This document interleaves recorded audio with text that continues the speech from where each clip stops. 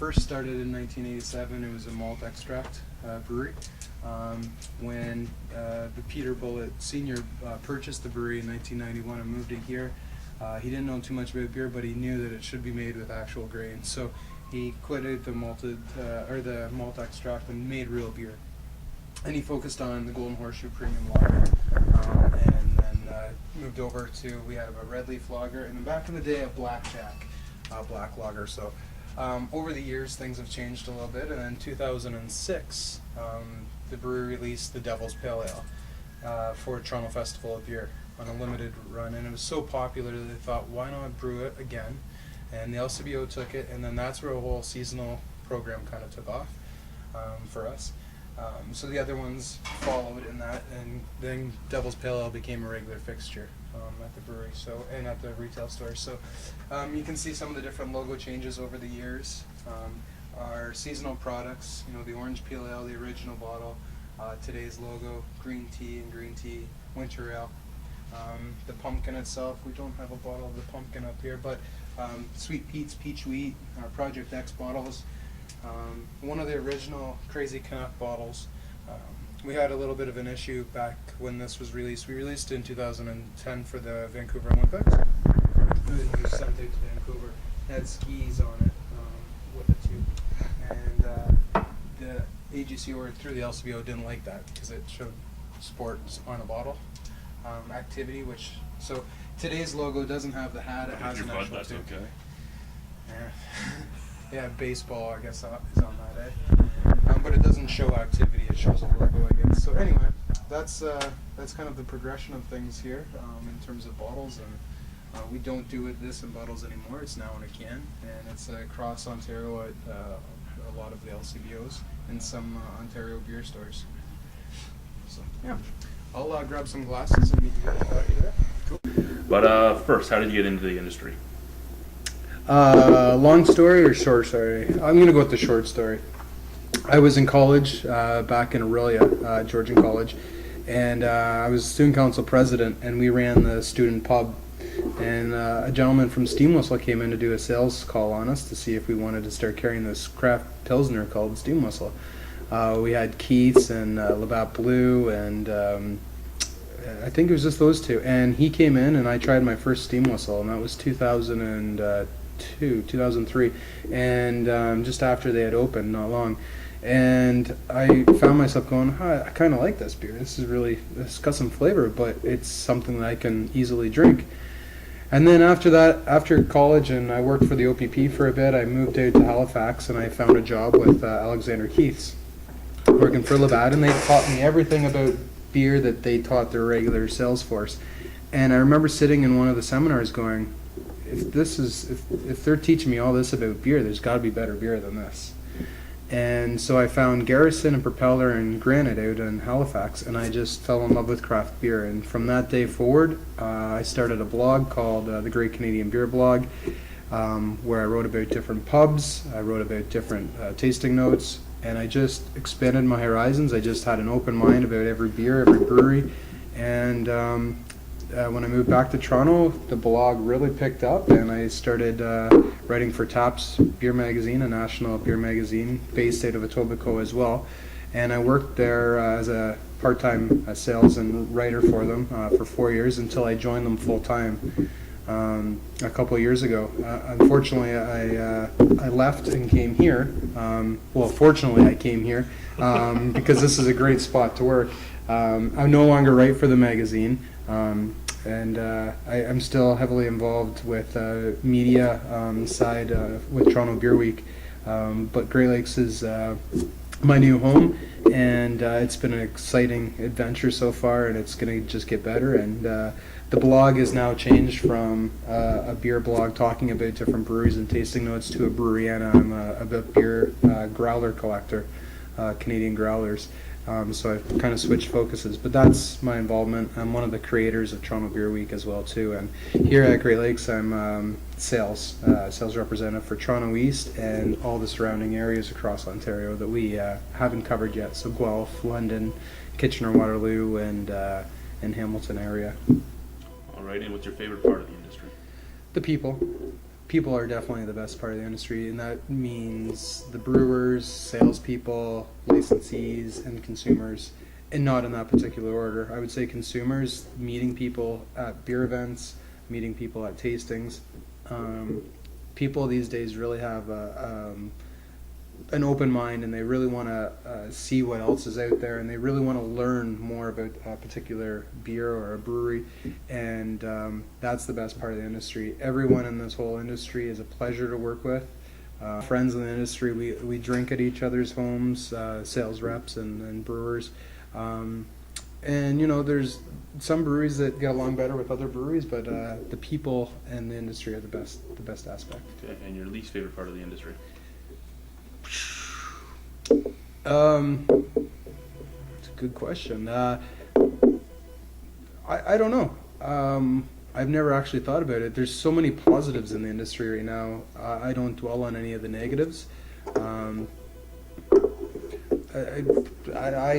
be honest with you, I couldn't give you an answer on what's my least favorite part of the industry. Everything right now in the market is looking up for craft brewers. I couldn't name something. I focus on the positives in the industry, and there's so many of them today that there's no need to focus on the negative. Alrighty. 3 beers. Your favorite beer from here, favorite beer from another craft brewery, and if you had to, what would be the big brand beer you'd drink? Okay. For a regular lineup of beers here, myself personally, the Crazy Canuck Pale Ale. Again, like I mentioned earlier, 3 years in existence, 2 gold medals and a silver medal at the Canadian Brewing Awards.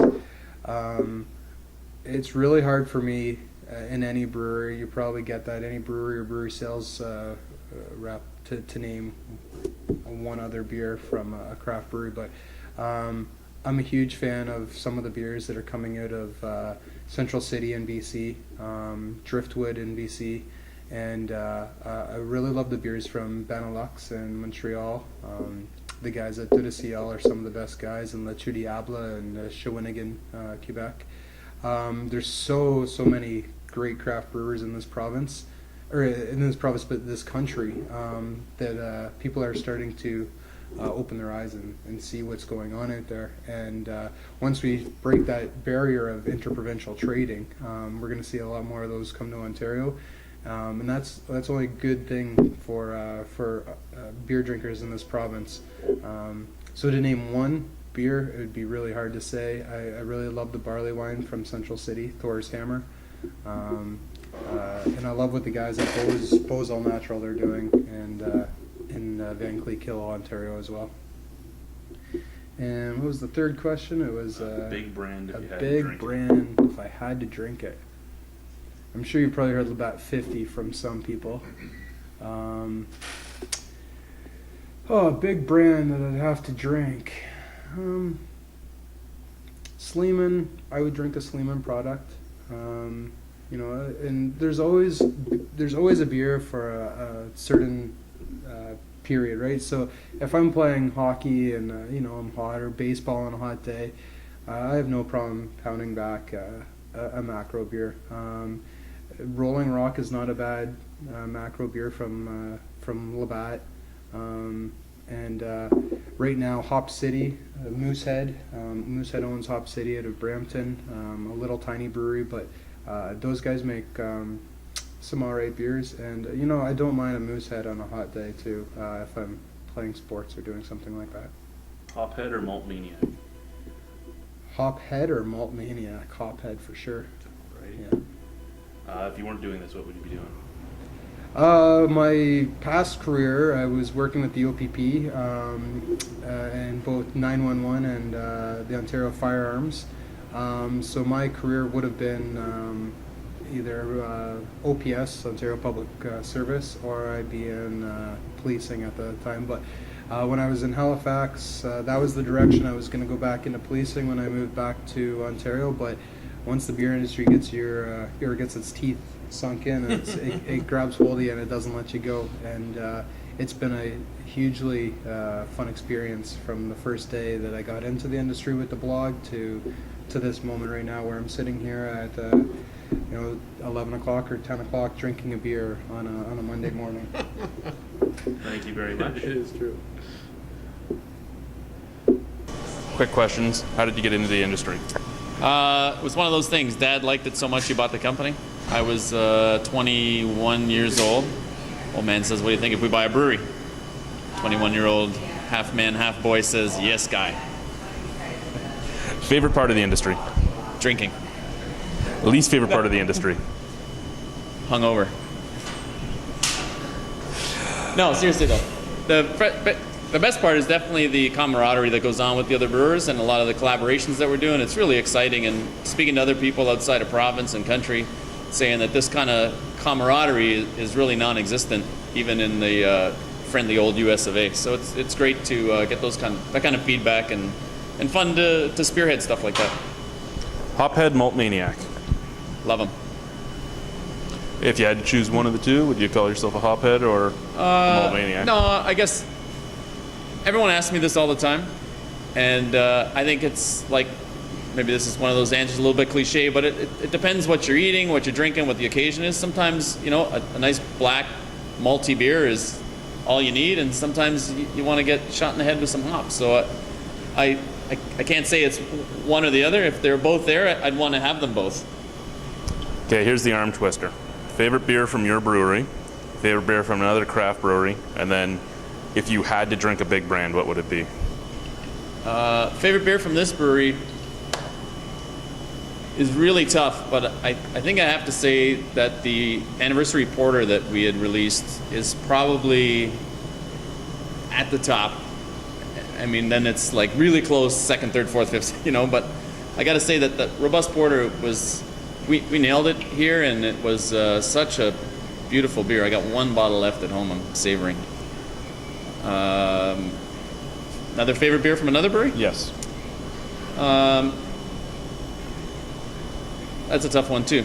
I drink a lot of different beers. I'd say one of the unique new favorites for me is a Little Something Something from Lagunitas. I really enjoy that one. And thinking back at your childhood, big brands. Big beer? Well, my first beer was from Montreal, Laurentide or Laurentide. That was probably at the age of 14 or something. Dad said, "Here, you can have a sip of this," and we were out in Quebec. So that was that flavor in that, not the brand so much, but just that first taste of beer. You always try to find it again, and it's never really out there. But weirdest or most unique thing you've ever brewed with?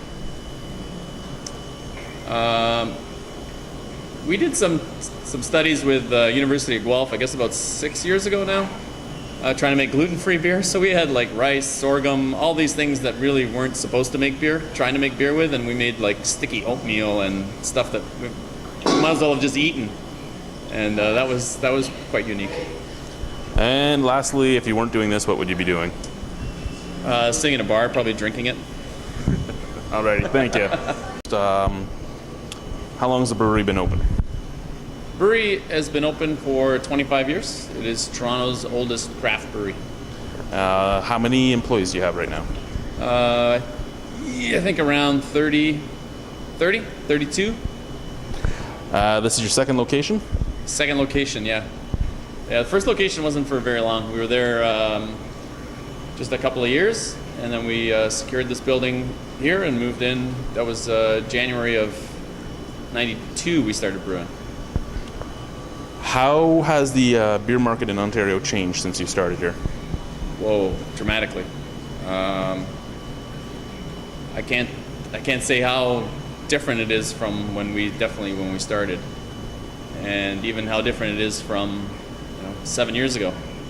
And I think the pivotal turning point was 2006, which was a simultaneous bunch of events that happened, which was some tax incentives from the federal government, the formation of the Ontario Craft Brewers, and some marketing initiatives, and LCBO really opening the doors up for some trial and some new beers coming to market. And I think the three of those things, along with some consumer curiosity, I think that the big brands were going through the same thing, where a lot of people in 2006 were kind of the peak of European imports, and then from there on, not that they've really gone down, but the market has definitely fanned out to help the small brewers go through the biggest growth and still the fastest growing category at LCBO. And how do you feel the OCB has changed the market? Through the marketing initiatives, through, as I mentioned about, the camaraderie.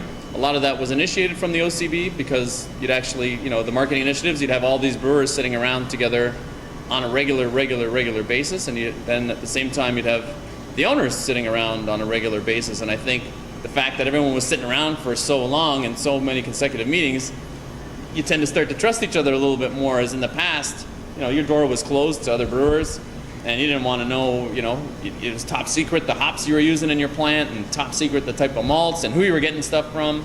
And now it's just like it's a total open concept, if you will, between brewers, and I think the OCB was the link for the brewers.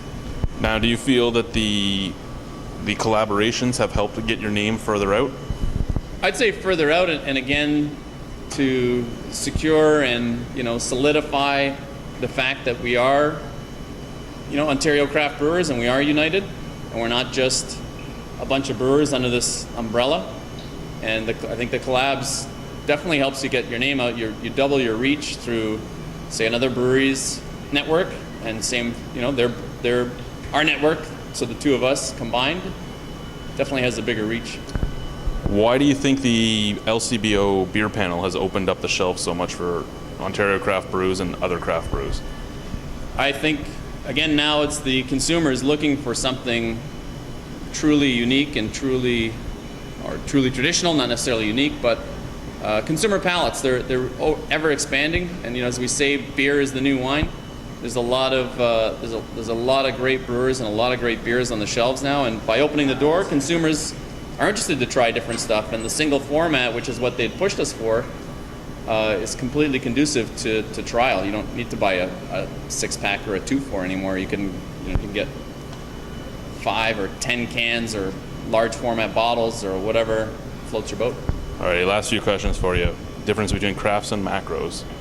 Craft and macro? Yeah, what do you first think craft beer means?